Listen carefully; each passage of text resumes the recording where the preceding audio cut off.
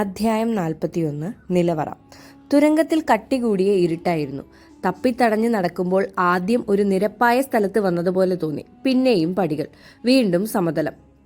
അല്പസമയത്തിനു ശേഷം അവന് കുറേശ്ശെ കാണാൻ സാധിക്കുന്നുണ്ടോ എന്നൊരു സംശയം തോന്നി. മുകളിൽ നിന്നും വെളിച്ചം വരാൻ സാധ്യതയില്ല. പിന്നെ അവന്റെ ശരീരരോമങ്ങൾ എഴുന്നേറ്റ് നിന്നു. അത്തരമൊരു കാഴ്ചയാണ് പിന്നീട് അവൻ കണ്ടത്. വിശാലമായ പാറ തുരന്നുണ്ടാക്കിയ ഒരു മണ്ഡപം. തലമുട്ടുന്ന ഉയരം മാത്രമേയുള്ളൂ. അവിടെ പരത്തിയിട്ടിരിക്കുന്ന വസ്തുക്കളിൽ നിന്നാണ് പ്രകാശം വന്നുകൊണ്ടിരിക്കുന്നത്. ചെറിയ ചെമ്പുകൾ നിറച്ചും സ്വർണ്ണ നാണയങ്ങൾ, മുത്തും മണിയും പവിഴവും പതിച്ച കിരീടങ്ങൾ, മുല്ലമൊട്ട് പോലുള്ള വെളുത്ത മുത്തുകൾ, തങ്കക്കട്ടികൾ, വേറൊരു ഭാഗത്ത് ഹാരങ്ങൾ, തോൾവളകൾ തുടങ്ങിയ ആഭരണങ്ങൾ. ദൈവമേ, ചോളരാജ്യത്തിന്റെ ധനഭണ്ഡാരത്തിനടുത്താണ് ഞാനിപ്പോൾ നിൽക്കുന്നത്. ധനാധികാരിയുടെ അടുത്ത മാളികയിൽ ഈ നിലവറ സ്ഥിതി ചെയ്യുന്നത് സ്വാഭാവികം. നൂറുകണക്കിന് യുദ്ധങ്ങളിൽ നിന്ന് പിടിച്ചെടുത്ത സമ്പത്ത് മുഴുവൻ ഇവിടെ കുമിഞ്ഞുകൂടിയിട്ടിരിക്കുന്നു. അന്തം വിട്ട് അവൻ ആ നിലവറ ചുറ്റി വന്നു. അവൻ മുത്തും സ്വർണവും നാണയവും എല്ലാം കൈകൊണ്ട് വാരിക്കളിച്ചു. അതിനിടക്ക് കണ്ട ഒരു സാധനം അവന്റെ സ്വബോധം തിരിച്ചു കൊണ്ടുവന്നു. ഒരു മനുഷ്യന്റെ അസ്ഥികൂടമായിരുന്നു അത്. അത് മെല്ലെ നീങ്ങുന്നത് പോലെ കണ്ട അവൻ പകച്ചുപോയി. പിന്നെയാണ് അതിൻ്റെ ഉള്ളിൽ ഒളിഞ്ഞിരിക്കുന്ന ഒരു എലി ഓടിയതാണെന്ന് അവന് മനസ്സിലായത്. അസ്ഥികൂടം തന്നോട് എന്തോ ഒരു സന്ദേശം തരുന്നത് പോലെ അവന് തോന്നി. അതെന്താണെന്ന് മനസ്സിലാക്കാൻ അധിക സമയം വേണ്ടി വന്നില്ല. അനിയ, ഞാനും നിന്നെ പോലെ ചോരയും മാംസവും ഉള്ള ഒരാളായിരുന്നു. എൻ്റെ ധനമോഹമാണ് എന്നെ അകാലത്തിൽ അസ്ഥികൂടമാക്കിയത്. ഇല്ല, അവിടെ നിൽക്കുന്ന ഓരോ നിമിഷവും അപകടം തന്നെ. പുറത്തു കടക്കുവാനുള്ള വഴി കണ്ടുപിടിക്കാൻ സാധിക്കാതെ അവൻ വലഞ്ഞു. അവിടെ കിടന്നിരുന്ന വിലപിടിച്ച സാധനങ്ങളെ എല്ലാം ഒരു കാലത്ത് ആരുടെയൊക്കെയോ ആയിരുന്നിരിക്കണം. അവരെല്ലാം ചിലപ്പോൾ ഈ ഭൂമിയിൽ ഉണ്ടാവില്ല. പോകുമ്പോൾ അവർക്ക് ഇവയെല്ലാം കൊണ്ടുപോകാൻ സാധിച്ചില്ല. ഇവിടെ നിന്നും രക്ഷപ്പെടുകയാണെങ്കിൽ ഈ അപകടം പിടിച്ച ജോലിയിൽ ഏർപ്പെടാതെ എവിടെയെങ്കിലും സമാധാനമായി ജീവിച്ചാൽ കൊള്ളാമായിരുന്നു എന്ന് വരെ അവന് തോന്നിപ്പോയി. നടന്ന് നടന്ന് അവൻ എവിടെയോ എത്തി. പെട്ടെന്ന് വാതിലുകൾ അടയുന്ന ശബ്ദവും കാൽപെരുമാറ്റങ്ങളും കേട്ടു. അവൻ കണ്ണും കാതും വളരെ സൂക്ഷ്മമായി ഉപയോഗിച്ചുകൊണ്ട് അനങ്ങാതെ നിന്നു. അവൻ അപ്പോൾ അവിടെ നിന്നിരുന്ന സ്ഥലത്തിന് അകലെ അല്പം ഉയരം കൂടിയ മേട പോലെ തോന്നിച്ച ഒരു സ്ഥലത്ത് വെളിച്ചം കണ്ടു.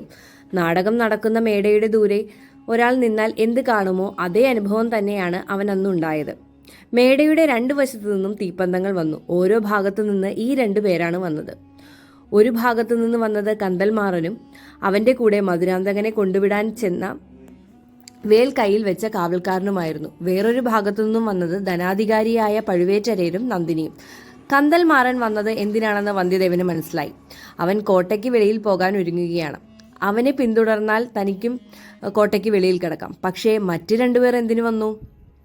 അവർ തമ്മിൽ കാണുമ്പോൾ എന്തുണ്ടാകും? വന്ധ്യദേവൻ ശ്വാസം അടക്കി പിടിച്ച് കാത്തിരുന്നു. അവർ തമ്മിൽ കാണുക തന്നെ ചെയ്തു. അവർ പരസ്പരം കാണുമെന്ന് പ്രതീക്ഷിച്ചില്ല എന്നത് അവരുടെ ശരീരഭാഷയിൽ നിന്നും അവന് മനസ്സിലായി. പഴുവേറ്റരയർ കന്തൽമാറിനോട് എന്തോ ചോദിച്ചു. അവനതിന് മറുപടി പറഞ്ഞു.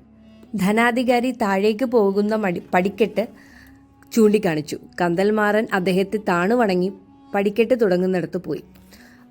അതിനുശേഷം കാവൽക്കാരൻ അവന്റെ പിന്നാലെ പോകാൻ തുടങ്ങി. അവനോട് പഴുവേറ്റരയർ എന്തോ ഒരു സംജ്ഞ കാണിച്ചത് വന്ധ്യദേവൻ ശ്രദ്ധിച്ചു. കാവൽക്കാരൻ അത് മനസ്സിലായി എന്ന് സൂചിപ്പിക്കുന്നത് പോലെ തലകുനിച്ചു. അതിനുശേഷം ധനാധികാരിയും പത്നിയും ഇടതു ദിശയിലേക്ക് പോയി. മറ്റിരുവരും പടിക്കെട്ടിൽ ഇറങ്ങി. ഇതെല്ലാം ഒരു പാവക്കൂത്ത് പോലെ തന്നെയാണ് വന്ധ്യദേവന് തോന്നിയത്. താൻ നിലവറയിൽ വഴിതെറ്റി പോയില്ലായിരുന്നെങ്കിൽ ഇവരുടെ മുമ്പിൽ അകപ്പെട്ടു പോയേനെ. അവൻ തരിച്ചിരുന്നു പോയി.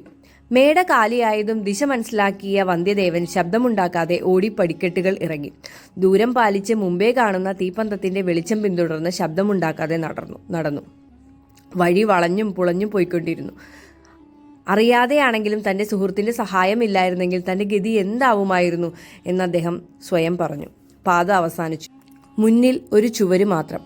അപ്പോൾ വേൽ കന്തൽമാറന്റെ കയ്യിലും പന്തം കാവൽക്കാരന്റെ കയ്യിലുമായിരുന്നു. വന്ധ്യദേവൻ കുറച്ചുകൂടി അടുത്തെത്തി കാവൽക്കാരൻ എന്താണ് ചെയ്യുന്നത് എന്ന് ശ്രദ്ധിച്ചു. ചുവരിൽ ഒരു വാതിലും അത് നിയന്ത്രിക്കാൻ ഒരു സൂത്രവും കാണുമെന്ന് അവന് ഉറപ്പായിരുന്നു. അത് നോക്കിവെച്ചാൽ കുറച്ചു കഴിഞ്ഞ് തനിക്കത് പ്രയോഗിക്കാമല്ലോ എന്നവൻ കരുതി. എന്നാൽ അവൻ വിചാരിക്കാത്ത ചില സംഭവങ്ങളാണ് പിന്നെ നടന്നത്. കാവൽക്കാരൻ ചുവരിലെ ഏതോ ഒരു ആണി പിടിച്ചു തിരിച്ചു. ഒരു വര പോലെ ആദ്യം കണ്ട വിടവ് ഒരാൾക്ക് പോകാൻ വിധം വലുതായി. കാവൽക്കാരനോട് എന്തോ പറഞ്ഞതിനു ശേഷം കന്തൽമാറൻ ഒരു കാൽ പുറത്തേക്ക് വെച്ചു. മറ്റേ കാൽ തുരങ്കപാതയിൽ തന്നെയായിരുന്നു. വന്ധ്യദേവന് അവന്റെ പുറം കാണാമായിരുന്നു. അയ്യോ, ഇതെന്താ? കാവൽക്കാരൻ അവന്റെ അരയിൽ നിന്ന് ഒരു കത്തി ഊരി കന്തൽമാറന്റെ മുതുകിൽ ആഞ്ഞു കുത്തുകയാണല്ലോ. വന്ധ്യദേവൻ നിന്നയിടത്തിൽ നിന്നും ഒരു കടുവയെ പോലെ അവിടേക്ക് പാഞ്ഞു ചെന്നു. ശബ്ദം കേട്ട് തിരിഞ്ഞു നോക്കിയ കാവൽക്കാരൻ തീപ്പന്തത്തിന്റെ വെളിച്ചത്തിൽ വന്ധ്യദേവന്റെ രോക്ഷാകുലമായ മുഖം കണ്ട് ഞെട്ടി.